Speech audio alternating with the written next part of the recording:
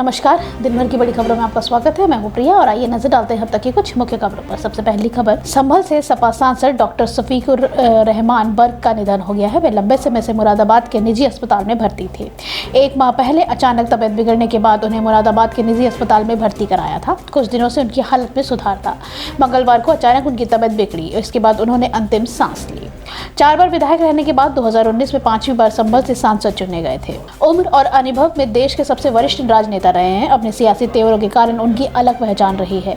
वे बाबरी मस्जिद action committee के संयोजक भी रह चुके थे। मुस्लिमों के मुद्दे को उठाने में और वंदे मातरम पर अपने बयानों को लेकर सियासी चरौर रहे डॉक्टर बर्क सपा की सियासत में एक बड़ा चेहरा बनकर उभरे थे।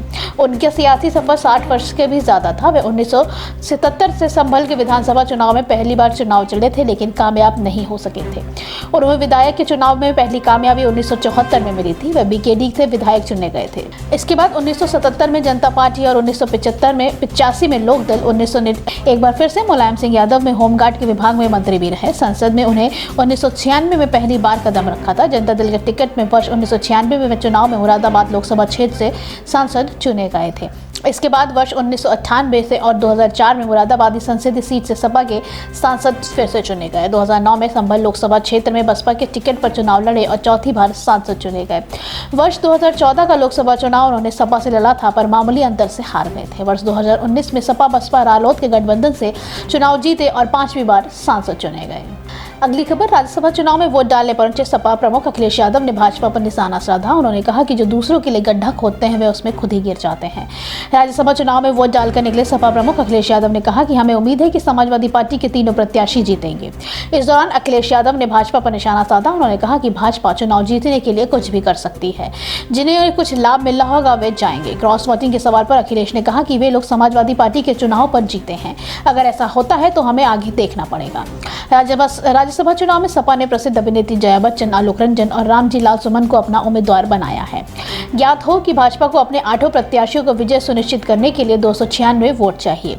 विधानसभा में भाजपा और उसके सहयोगी दलों की कुल संख्या बल 286 है। सुबसपा विधायक अब्बास अंसारी ने मतदान न करने की स्थिति में भाजपा के पास प्रथम वरीयता 285 वोट होंगे। जनसत्ता दल लोकतांत्रिक के 2 विधायकों को समर्थन मिलने के बाद भी उसे 9 अतिरिक्त मतों की जरूरत होगी। अगली खबर, भारत ने एक बार फिर संयुक्त राष्ट्र सुरक्षा परिषद की मौजूदा व्यवस्था पर गंभीर सवाल उठाए हैं। संयुक्त राष्ट्र में भारत की स्थायी प्रतिनिधि रुचिरा कंबोज ने सवाल उठाते हुए पूछा है कि संयुक्त राष्ट्र सुरक्षा परिषद रूस यूक्रेन युद्ध को रोकने में क्यों असफल हो रहा है। भारत ने संयुक्त राष्ट्र सुरक्षा परिषद की पुरानी व्यवस्था में बदलाव की मांग की है। यूएन जनरल असेंबली प्लेनरी की बैठक हुई है, जिसमें रुचिरा कंबोज ने उस वक्त सवाल उठाया है।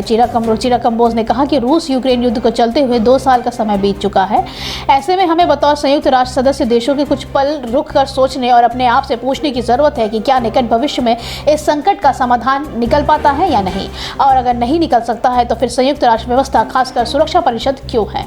इस गठन अंतर्राष्ट्रीय स्तर पर शांति और सुरक्षा के लिए किया गया था। ऐसे में ये क्यों मौजूदा संघर्षों को सुलझाने में पूरी तरह से बेअसर साबित हो रही है।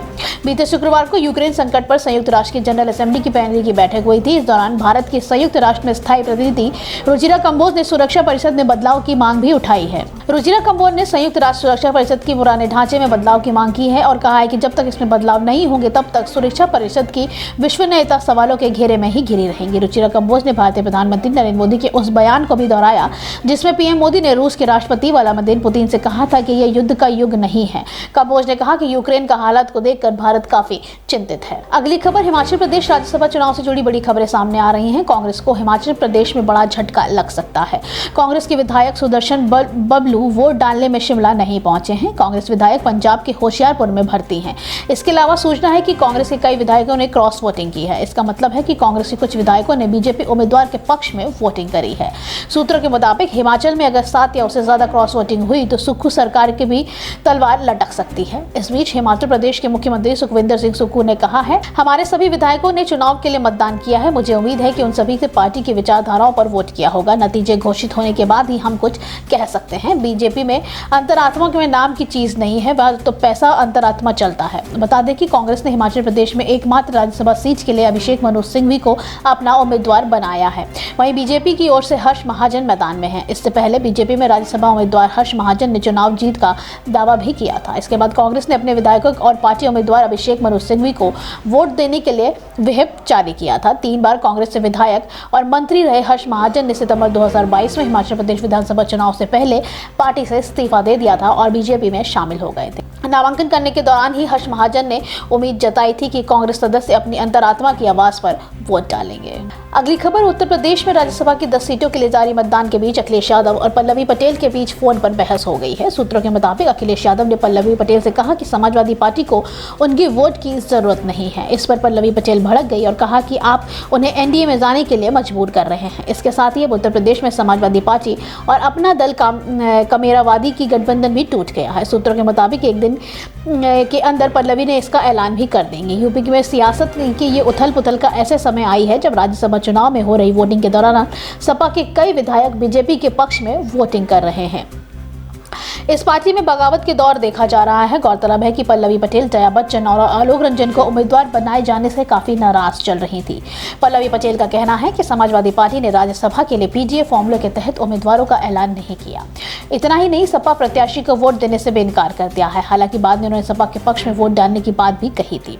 उत्तर प्रदेश में राज्यसभा की 10 सीटों के लिए 11 प्रत्याशी मैदान में हैं। इनमें 8 भाजपा के और 3 सपा के हैं। बीजेपी के पास 252 और समाजवादी पार्टी के पास 108 विधायक हैं। सपा गठबंधन की सहयोगी कांग्रेस के पास 2 सीटें हैं। वहीं बीजेपी की सहयोगी अपना दल के पास 13, निषाद पार्टी के पास 6, राष्ट्रीय लोक दल के पास 9 सीटें, सुहेलदेव भारतीय समाज पार्टी के पास 6 सीटें हैं। अगली खबर, अनिल अंबानी की भारी कर्ज में डूबी कंपनी रिलायंस कैपिटल के नए मालिक का नाम सामने आ गया है। हिंदुजा समूह की company Indus international holdings limited के नए मालिक होंगे। नेशनल कंपनी लॉ ट्रिब्यूनल के रिलायंस कैपिटल के लिए 9,650 करोड़ रुपए की इंडसेंट इंटरनेशनल होल्डिंग्स की समाधान योजना को मंजूरी दे दी है। मुंबई की दिवालियापन अदालत ने दिवालिया समाधान प्रक्रिया के जरिए रिलायंस कैपिटल के एडमिनिस्ट्रेशनल के दायर की गई एक एप्लीकेशन को अनुमति दे दी है। इसमें अनिल अंबानी प्रोमोटेड कंपनी के अधिग्रहण के लिए हिंदुजा समूह को आखिरकार मंजूरी दे दी गई है। ये मामला लंबे समय से काफी पेंडिंग चल रहा था। मुंबई के एनएसईडी कोर्ट में जस्टिस वीरेंद्र सिंह बिष्ट और टेक्निकल मेंबर प्रभात कुमार की बेंच ने मौखिक आदेश में कंपनी के प्लान को मंजूरी दे दी है और फिलहाल विस्तृत आदेश का इंतजार करने को कहा है। इस प्लान की निगरानी के लिए मॉनिटरिंग कमेटी बनाई जाएगी, जबकि सुप्रीम कोर्ट में टोरेंट इन्वेस्टमेंट और हिंदुजा ग्रुप की बोली के बीच विवाद अभी भी चल रहा है। आखिरी खबर, आरबीआई ने सोमवार को घोषणा की है कि उसने बैंकिंग नियमों और आरबीआई के निर्देशों के उल्लंघन करने पर भारतीय स्टेट बैंक यानी कि एसबीआई और कैनरा बैंक पर अलग अलग जुर्माना लगाया है। आरबीआई ने आज जारी एक आदेश में बैंकिंग विनियम अधिनियम के प्रावधानों के उल्लंघन और जमाकर्ता शिक्षा जागरूकता निधि योजना का अनुपालन नहीं करने के लिए भारतीय स्टेट बैंक पर 2 करोड़ रुपए का जुर्माना लगाया है। आरबीआई ने कहा है कि जोखिम मूल्यांकन रिपोर्ट निरीक्षण रिपोर्ट में जांच से पता चला है कि अन्य बातों के अलावा एसबीआई ने कुछ कंपनियों के पेड ऐप शेयर कैपिटल 30% से अधिक राशि के शेयरों को गिरवी रखा है। साथ ही बीआर अधिनियम के निर्धारित अवधि के भीतर जमाकर्ता शिक्षा और जागरूकता कोष के योग्य राशि को क्रेडिट करने में फिलहाल वह विफल रही है। इसी तरह आरबीआई ने क्रेडिट सूचना कंपनियों और अन्य नियामक उपायों के लिए क्रेडिट सूचना प्रस्तुत करने के लिए डेटा प्रारूप पर केंद्रीय बैंक द्वारा जारी कुछ निर्देशों का पालन न करने के लिए कैनरा बैंक पर 32.30 लाख रुपए का जुर्माना लगाया है।